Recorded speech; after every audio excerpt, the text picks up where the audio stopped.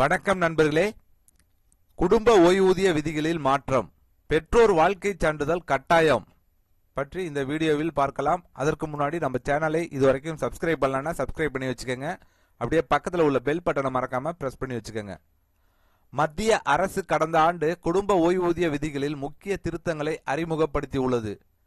Department of pension and pensioners welfare வெளியிட்ட வழிகாட்டுதலின்படி இறந்த அரசு ஊழியரின் பெற்றோர் மேம்படுத்தப்பட்ட குடும்ப ஓய்வூதியத்தை தொடர்ந்து பெற ஒவ்வொரு ஆண்டும் தனித்தனி வாழ்க்கை சான்றிதழ்களை சமர்ப்பிக்க வேண்டும் என்பது கட்டாயமாக்கப்பட்டுள்ளது.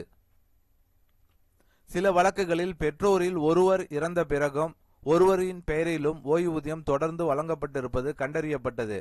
இதுபோன்ற முறைகேடுகளை தடுக்கவும் தகுதி உள்ளவர்களுக்கு மட்டுமே ஓய்வூதியம் வழங்கப்படுவதை உறுதி செய்யவும் இந்த புதிய நடைமுறை அமல்படுத்தப்பட்டுள்ளது. சென்ட்ரல் சிவில் சர்வீசஸ் ரூல்ஸ் 2023 விதிகளின்படி ஒரு அரசு ஊழியர் இறக்கும்போது அவருக்கு துணைவர் அல்லது ஓய்வூதியம் பெற தகுதியான குழந்தைகள் இல்லையெனில் அவரை சார்ந்திருந்த பெற்றோருக்கு வாழ்நாள் முழுவதும் குடும்ப ஓய்வூதியம் வழங்கப்படும். பெற்றோர் இருவரும் உயிருடன் இருந்தால் ஊழியரின் கடைசி சம்பளத்தின் 75% வழங்கப்படும். ஒரே பெற்றோர் மட்டுமே உயிருடன் இருந்தால் அது 60% குறைக்கப்படும். இப்போது இந்த ஓய்வூதியத்தை தொடர்ந்து பெற இரு பெற்றோரும் ஆண்டுதோறும் வாழ்க்கை சான்றிதழை சமர்ப்பிக்க வேண்டும். வாழ்க்கை சான்றிதழ் என்பது ஓய்வூதியதாரர் உயிருடன் இருப்பதை உறுதி செய்யும் ஆவணம் ஆகும்.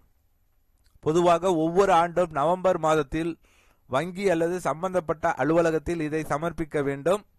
80 வயது மற்றும் அதற்கு மேற்பட்ட மூத்த ஓய்வூதியதாரர்கள் அக்டோபர் 1 முதல் சான்றிதழை வழங்கலாம். மேலும் ஓய்வு பெற்ற அரசு ஊழியர் இறந்தால் அவரது குடும்பத்தினருக்கு அதிகரிக்கப்பட்ட விகிதத்தில் குடும்ப ஓய்வூதியம் வழங்கப்படும். இது 7 ஆண்டுகள் அல்லது ஊழியர் உயிருடன் இருந்து 67 வயதை எட்டியிருக்கும் ஆண்டு வரை எது முன்னதாக வருகிறதோ அதுவரை வழங்கப்படும்.